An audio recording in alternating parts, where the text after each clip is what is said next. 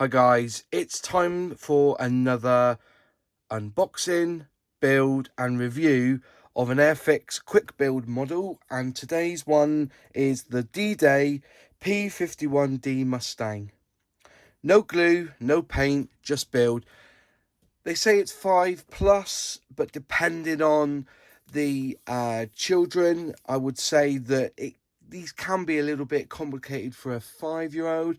An 8-year-old who's pretty good with Technic Lego will find this a breeze, but there is some bits to the actual build that may need an adult to push some bits together because they just need a bit of a bit more strength, you know, getting it all together.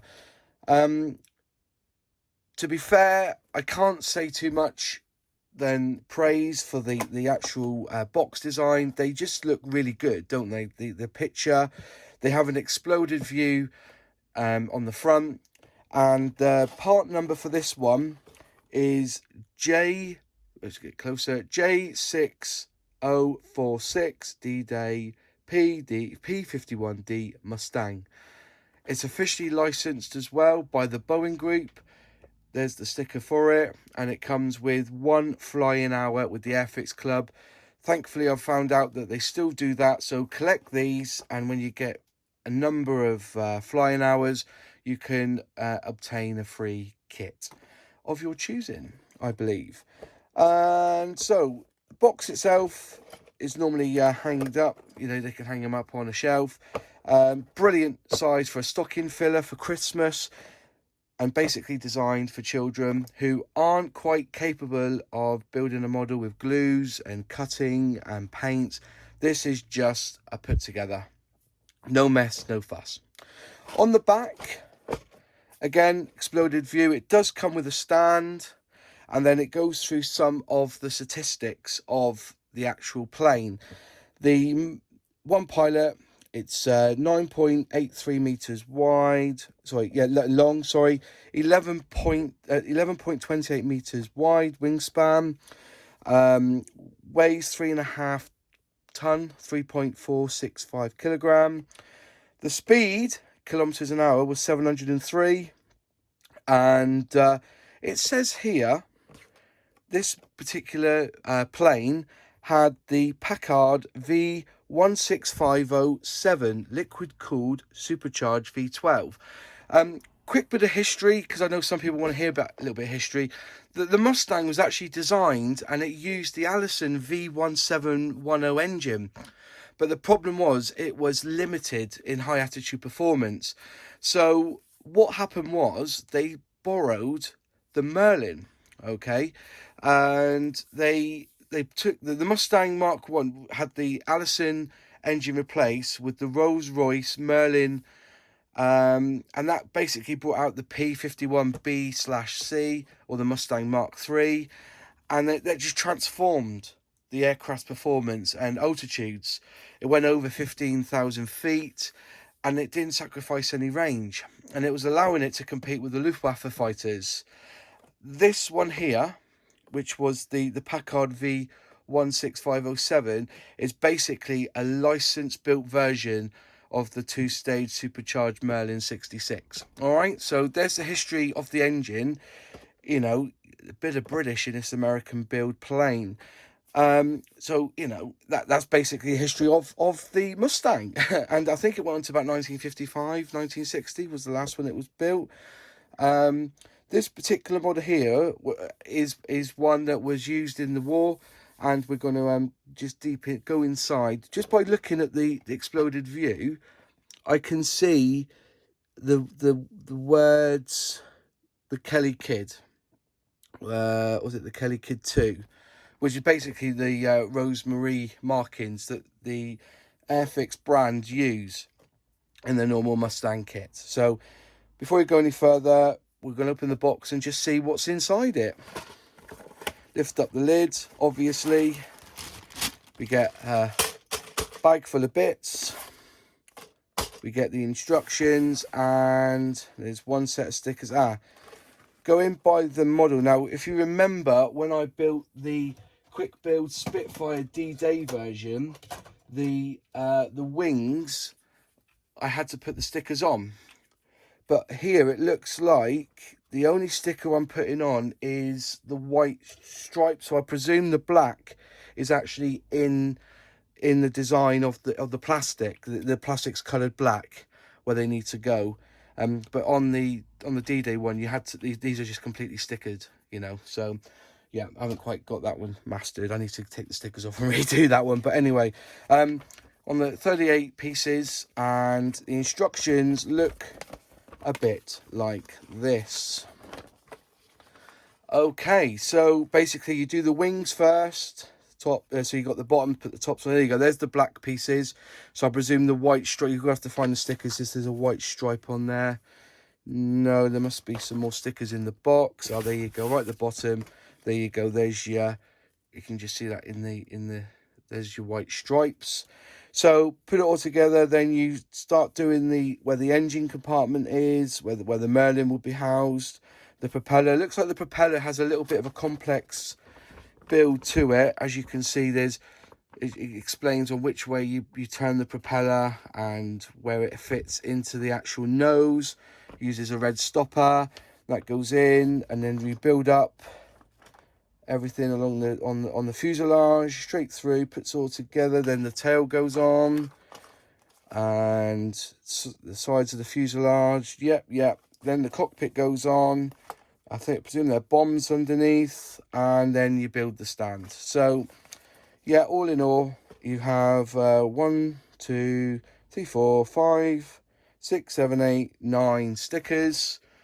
We'll look at the stickers just quickly. So yeah, you can just about see, if I bring up to the camera, the plain stickers there. Or you've got the Kelly Kid 2 and the Rosemary. Now, the Rosemary and the Kelly Kid 2, this plane was basically flown by Lieutenant Eugene James, and the Rosemary referred to Lieutenant James's girlfriend.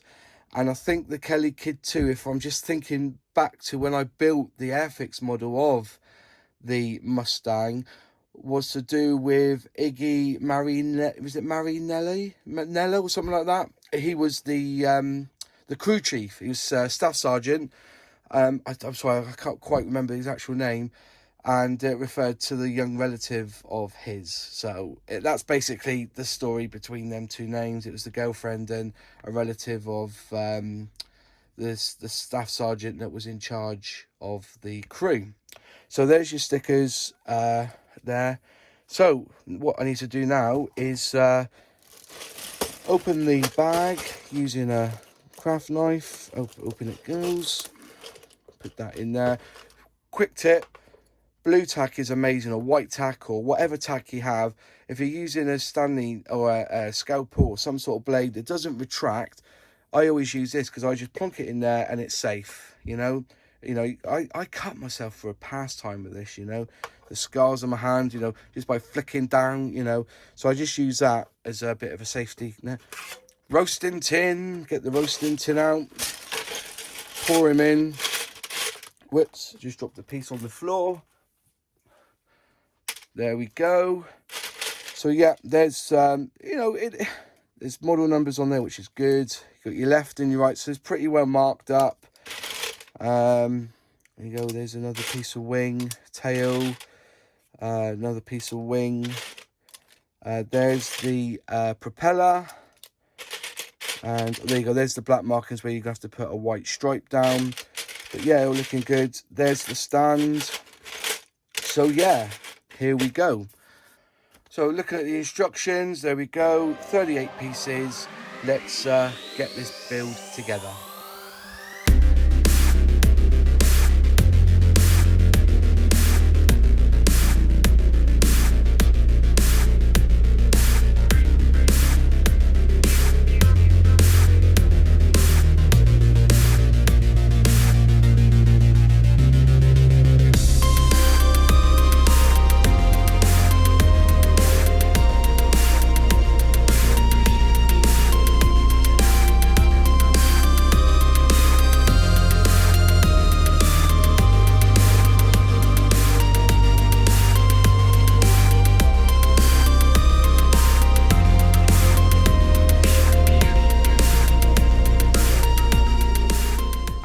is the Mustang P-51D D-Day version with the borrowed Merlin engine design or built. Now, a couple of things I just want to point out. That cockpit is fiddly, right? And the other thing I want to show, which is a little bit fiddly, and I presume it does move because I was trying to get it to fix, was the exhaust bit. This actually, if you can see, that actually flicks up and down. All right. So yeah, other than that, it was okay build. There is just one little discrepancy in this build. Just moved that out of the way. Unfortunately, one of the bombs hasn't been modelled or made correctly. It hasn't quite made it.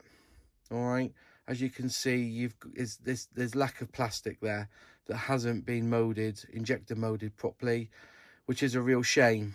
The other bomb is looking fantastic. It fits lovely together, no issues. There's just some press marks there, but we ignore that. Yeah, it fits nice, but as you can see with the other one, it just hasn't molded correctly, which is a real shame because everything else in this kit is actually really well done. And people do comment on, unfortunately, on Airfix quality control sometimes, that these little things do happen. I'm just going to get close to the camera. As you can see, it's just not molded. It's run out of plastic, hot plastic, hasn't injected properly, which is a shame. It's both ends as well, but this piece is fine. Okay, that piece is fine. It's just one half hasn't really made the cut, and that's one thing that you'll find with a little bit of Airfix sometimes. You know, well, you know, as a model builder anyway, you realise that you spend a lot of filler and putting in little bits of gaps and bit of sprue goo in the places, and you know, it's all part and parcel of building. But when you have a model when you shouldn't need to do any of that, you do find yourself it's a bit wanting, if you know what I mean. So just a bit of a shame. The stickers have gone on fine. Let me just trim that one off a little bit. There you go, make sure he's straight. That's fine. Yep, looks really good. Oh, it's a little bit over, isn't it? Oh, look at that. That's a bit off. Oh, what a shame, because I got it exactly right. I put it on the right. Do I peel it off? No, I'm not going to peel it off. But anyway, I thought I got it a bit now. Propeller, also, if you knock this propeller and it comes off, because the little stopper inside's come off, you will have to take this section off here carefully and the cockpit to put it back in position. But it spins nice. You can adjust the stand to make it look like it's coming down at an angle or the dangle. There you go. So yeah, really good build. Thoroughly enjoyed it. Definitely, I think $12.99 on Amazon. I'll put a link in description below, so if you want to buy it, you can. For 38 pieces, really good kit. It looks the part. Bit of history there, especially because these are the D-Day stickers. A lot of D-Day planes do have the stripes on. There's that other one that I did. But yeah, it's really good. I enjoyed doing it. It took me a little bit longer to fiddle things out. As I said, that just took me an age because I didn't quite understand that that's supposed to, you know, spring, because I thought it's supposed to be fixed. But it's a, you know, in the instructions, it did look a little bit dicey. If I show you the instructions here, it's that bit there. It kind of just slots in. But you can see where the slots go because there's like two little pins and some flat bits on the edge, just there. So the two pins go in and the flat, and there's like a piece that sticks out that causes it to move. But it doesn't show that in the diagram, as you know. But then again, such is life. It looks like it does it. So, end of the day, that's what you're buying. Brilliant for any kid who wants to get involved in model kit building. Good stocking filler for $12.99. Go out and buy. If you like the video, please like, subscribe and share, and I'll see you on the next build. Cheers.